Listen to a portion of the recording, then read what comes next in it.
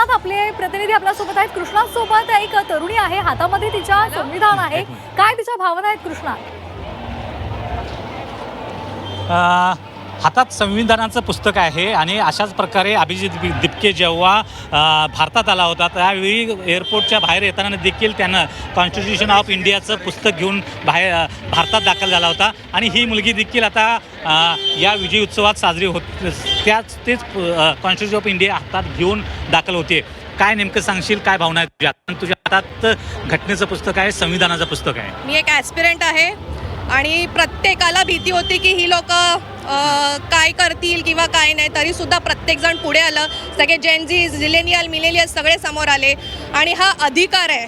जर तुम्ही प्रश्न विचारायला जर तुम्ही प्रत्येक वेळेस तुम्ही आम्हाला अडवत असाल तर आम्ही हे दाखवणार, हा लायसन्स आहे आमचा. आम्हाला प्रश्न विचारायचा अधिकार आहे आणि हे आम्हाला कॉन्स्टिट्यूशननी दिलेलं आहे. म्हणून अभिजित दिपके यांनी हा पुस्तक समोर आणलं होतं आणि हेच आपला सगळ्यात मोठा आपण म्हणू शकतो काय म्हणतात त्याला, महाकिताब वगैरे. त्यामुळे आता मला प्रचंड चांगलं वाटतंय. मी साताऱ्याहून आलेली आहे, म्हणजे माझं मूळ गाव पेण आहे, पण मी साताऱ्याहून फक्त प्रोटेस्टसाठी आलेली होती. आणि मला आनंदाची बातमी मी बसमध्ये असतानाच मला भेटली. आणि आत्ता आतून जे काय पेट्रिऑटिक फील होतंय, 5 दिवस झाले मुलांमध्ये ना जात होती, ना पात होती, ना धर्म होतं, ना काय होतं, तर हे फक्त ह्या कॉन्स्टिट्यूशनमुळे. त्यामुळे प्रचंड प्रचंड आनंद माझा गगनात मावत नाही. परंतु हेच कॉन्स्टिट्यूशनच्या हातात घेतलेल्यांना आतंकवादी म्हटलं गेलं. खरंच आतंकवादी शिकवलं जातं का यात? त्यासाठी शिक्षण लागतो सर. त्यासाठी शिकलेले नेते लागतात, तेव्हा कॉन्स्टिट्यूशन कळतो. कॉन्स्टिट्यूशनचे आर्टिकल्स, फंडामेंटल राईट्स, DPSP आम्हाला सगळं पाठ आहे. त्यामुळे ज्यांना पाठ आहे तो हा पुस्तक घेऊनच पुढे जाणार आणि शेवटपर्यंत घेऊन जाणार पुढे. नक्कीच. तर संसदेचं या कॉन्स्टिट्यूशन ऑफ इंडियाचं पुस्तक हातात घेऊन आंदोलनामध्ये सहभागी होत आहेत. अनेक युवक आहेत, अनेक जे पालक आहेत ते देखील सहभागी होताना पाहायला मिळतोय. महिला देखील मोठ्या संख्येनं हातात झेंडा घेऊन येत आहेत. मोठ्या संख्येनं महिला पालक खास करून यामध्ये सहभागी होत आहेत. कुठून आलेला आहात आणि काय नेमक्या भावना आहेत? कारण तुम्ही देखील मुलांच्या सोबत मुलांचं भविष्य व्हावं, चांगलं व्हावं यासाठी याच्यात सहभागी होत आहे. पहिलं म्हणजे काय माहिती आहे, नीटचं जे मुलांचं नुकसान केलं आहे या लोकांनी, आणि असं मारलंय ना की गुराढोरं मारतात तसं. या लोकांना लाठीचार्ज करायचं काही नव्हतं. म्हणजे पोलीस पण विकले गेले यांच्यासाठी थोडक्यात. म्हणजे आणि एवढं मोठं मुलांचं नुकसान करतायत ना की त्याच्यामुळे म्हणून आम्ही सर्व पालक पण आलो आहेत आज. मुलांची काय भावना? काय सांगितलं तर या भावना आहेत. अनेक पोस्टर्स जे आहेत, ना पडा हूँ ना पडने दूंगा, अशा प्रकारे मोदी का नाम का जो बकचोदी है, एक मीम्स जे आहेत ते अशा प्रकारे घेत आहेत. काय तुमच्या भावना? नहीं भाई साहब, ना ये खुद पढ़े हैं ना हमारी जनरेशन को पढ़ने दे रहे हैं. आई होप अब इनको अकल आए. वंदे मातरम. तर अशा प्रकारच्या भावना ज्या आहेत, अगदी सामान्य नागरिक असतील, वेगवेगळ्या स्तरातील लोक असतील, अशा प्रकारे तुम्हाला हे चित्र जे आहे ते या शिवाजी पार्कमधलं पाहायला मिळतंय. मोठ्या संख्येनं हे युवक जमलेले आहेत आणि केवळ मुंबईच नाही तर मुंबईच्या अनेक भागातून, मुंबईसह बाहेर राज्याच्या बाहेरच्या भागातून देखील आलेले पाहायला मिळतात. काय भावना आहेत? कारण जे एक आहे, विजय जो आहे तो काल मिळाला पाहिजे. आम्हाला सर्वात जास्त आनंद झाला की जेनझीने जो प्रोटेस्ट केला त्याच्यानंतर शेवटी कितीही घमंडी सरकार असेल तरी झुकावं लागतं, हे पुन्हा एकदा सिद्ध झालं. देश हा युवा आहे आणि युवांच्या हातूनच या देशातील अराजकता, असंतोष आणि सर्व बाहेर आलं. हे फक्त नीटचा मुद्दा नाही, हा लोकांच्या बेरोजगारीचा, आमच्या सगळ्या तरुणांनी जे इतक्या दिवस भोगलंय, हा सगळ्याचा हा राग आहे आणि त्याचा हा पहिला विजय आम्ही म्हणू. हा शेवटचा विजय नाही, हा पहिला विजय असेल. तर देश का खलनायक म्हणून अशा प्रकारचं एक पोस्टर्स हातात घेऊन अमित शहा आणि त्याचबरोबर अमरीश पुरी यांची तुलना करणारे हे पोस्टर्स घेऊन दाखल झाले आहेत. काय सांगायचा प्रयत्न आहे? तुम्ही जर बघितलं महाराष्ट्रातले नेते अजित पवार ह्यांना हे काय ॲक्सिडेंटमध्ये मेलेलं नाही, त्यांना ठार मारण्यात आलं आहे. आणि महाराष्ट्रातल्या प्रत्येक मराठी नेत्याला धोका आहे ह्या अमित शहापासून. हा मास्टर माइंड आहे.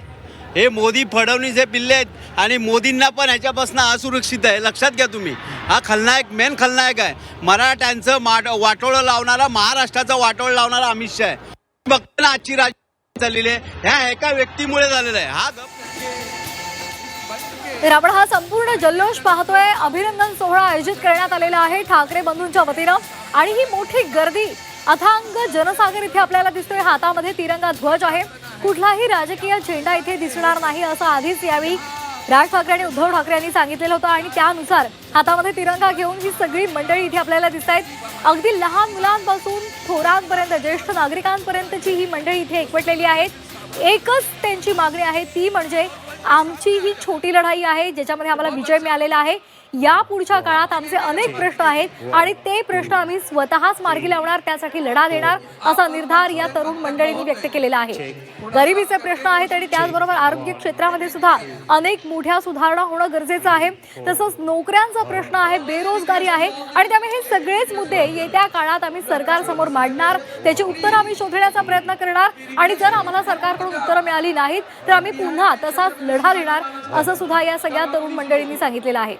आपण ही शिवाजी पार्कवरची दृश्य पाहतोय. झी 24 तासवर ही थेट दृश्य हातामध्ये तिरंगा ध्वज घेऊन ही सगळी मंडळी इथे एकवटलेली आहेत. प्रत्येकाच्या मनामध्ये आनंदाची भावना आहे, जल्लोष आहे. धर्मेंद्र प्रधान यांचा राजीनामा झाला, मात्र ही लढाई आमची संपलेली नाहीये. ही छोटीशी लढाई आहे, छोटा विजय आहे. या पुढच्या काळात आम्ही सातत्यानं आमच्या प्रश्नांची उत्तरं सरकारकडून मागत राहू. संविधानानं आम्हाला हा अधिकार दिलेला आहे, आम्ही प्रश्न विचारू शकतो असं त्यांनी सातत्याने सांगितलं. स्वप्नील जाधव आमचे प्रतिनिधी तिथून सातत्याने आपल्यापर्यंत अपडेट्स पोहोचवत आहेत. स्वप्नील, आजूबाजूची जी तरुणाई आहे त्यांच्या भावना उत्स्फूर्त आहेत, जसं तुम्ही मगाशी पण सांगितलं. सातत्यानं त्यांचं एकच सांगणं आहे की ही लढाई आहे, ही संपलेली नाहीये. आत्ताचा आम्हाला एक पहिला विजय मिळालेला आहे, मात्र यानंतर तरुणांसमोरची जी आव्हानं आहेत, त्यांची जी समस्या आहे त्यासाठी आम्ही सातत्यानं सरकारशी बोलणी करू, सरकारला प्रश्न विचारू, अशा भावना ते व्यक्त करतायत.